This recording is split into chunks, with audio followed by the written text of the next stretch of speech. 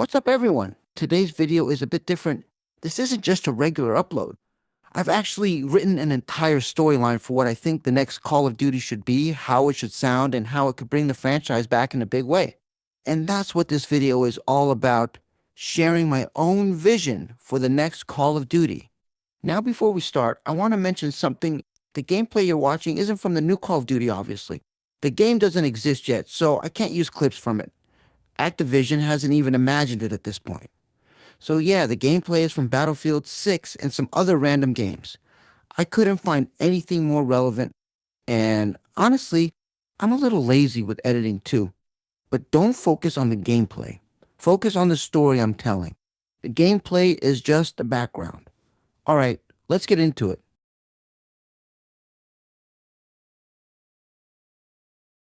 We begin in Eastern Europe, in a small nation called Kryvoria.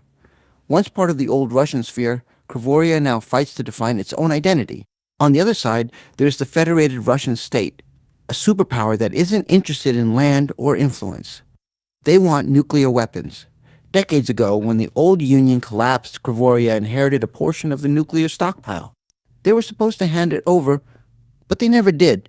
Now Russia wants them back to reassert dominance over the entire region. Adding to the chaos, Kryvoria's own government secretly negotiates with Russia behind closed doors. Protection, money, power, any means to secure their positions. But one man stands against them.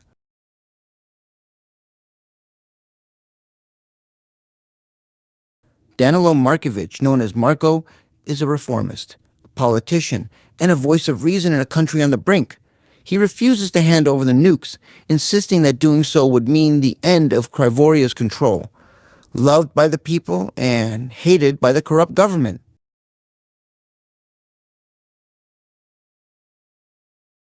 Across the ocean, the United States intercepts leaked documents exposing Kryvoria's illegal dealings with Russia. If Russia retrieves the nukes, the entire world is at risk. This is where Task Force 141 enters. But this isn't the same 141 we last saw. Soap is gone, haunting the team, especially Price. To strengthen the squad, Price brings in Andrés Hawk, Herrera, a younger, lethal, and no-nonsense operator. Efficient, fearless, and relentless, Hawk quickly proves himself. But he struggles with one thing, following orders. Task Force 141's mission is clear: stop Russia, stop Kryvoria's corrupt government, and prevent the nukes from falling into the wrong hands.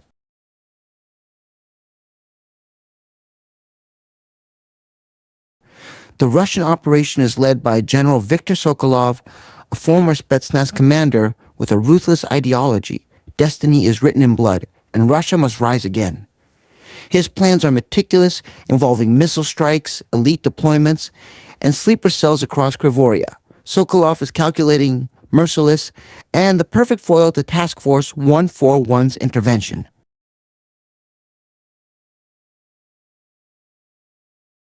As Task Force 141 coordinates with local intelligence, Marko mobilizes his freedom fighters to resist foreign intervention. He doesn't oppose the mission out of ego. He opposes it to protect Kryvoria's control. He knows that if he allows Task 141 or the United States to interfere in his country's internal affairs, it won't come without a price. The Americans never act without expecting something in return. Sooner or later, they'll demand influence, leverage, or control over something critical. Maybe they'll insist on safeguarding the nation's nuclear arsenal, placing it under their supervision, claiming it's for protection. Maybe they'll expect political favors or strategic access in exchange for their support. And that is exactly why he refuses to let Task 141 step in. He isn't willing to let his country fall into that kind of dependency or manipulation. In a tense confrontation with Price, he states, "You see weapons. I see our future. You fight for rules you don't understand. I fight for my people, for their freedom. If my country falls, nothing you do will matter."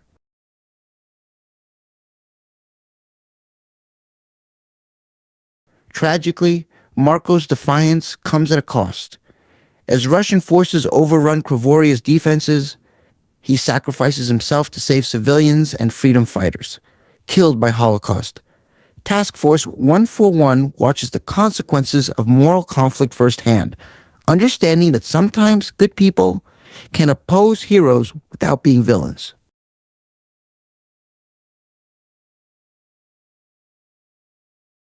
Following Marko's death, Sokolov escalated. The Russian operation expands its reach, targeting Kryvoria's allies and preparing to launch nuclear weapons. The threat is global, and time is running out.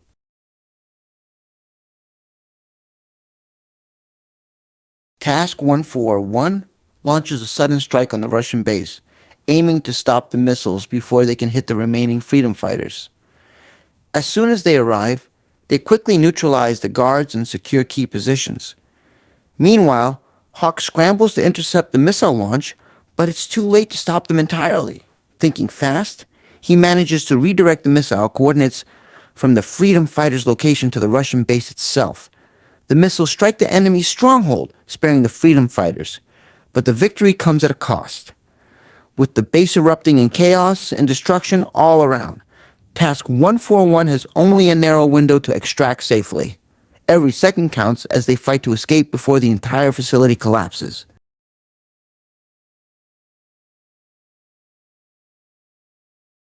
As the chopper lifts off, Hawk chooses to stay behind to cover the team. Ghost calls over the radio, "Hawk, fall back. Get on the chopper." Hawk replies, "Hello, Ghost. I don't want to be like you, escaping from reality. I want to be me." He disappears into the smoke of missiles. Task Force 141 flies away, assuming he may have died, but no body is found. Smoke rises into the sky, a visual legend, leaving his fate unknown.